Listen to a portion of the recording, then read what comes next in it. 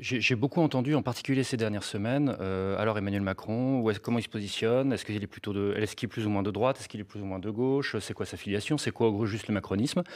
Macron, c'est Giscard. La présidence Macron, c'est la présidence Valéry Giscard d'Estaing, épisode 2.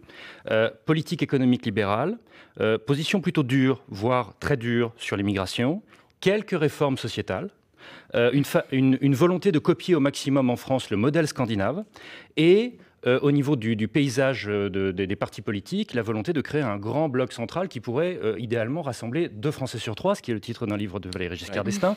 Et donc vous avez votre grand bloc central. Et donc hier, vous aviez l'UDF.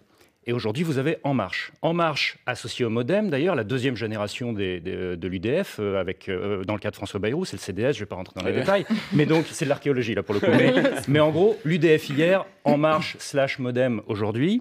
Et donc, il est assez logique que cette création pousse mécaniquement l'UMP, version Wauquiez, à être encore plus que le RPR, ce qui n'était pas le projet de départ, mais à la décharge de Giscard II, si vous me passez l'expression, on peut considérer que l'espace lui a été ouvert par le fait que Nicolas Sarkozy lui-même, pendant des années et des années, a repeint et a reconstruit l'UMP en RPR bis, et donc a laissé l'espace pour ça, d'où la tentative de Bayrou une première fois de recréer ce grand bloc central. Il a échoué ensuite, mais il l'avait tenté. Et Macron réussit ça. Et donc, on retrouve dans la lutte pour un espace politique entre l'UMP et En Marche / le MoDem, ce qu'on avait déjà comme confrontation entre le RPR et l'UDF à l'époque de Giscard Ier.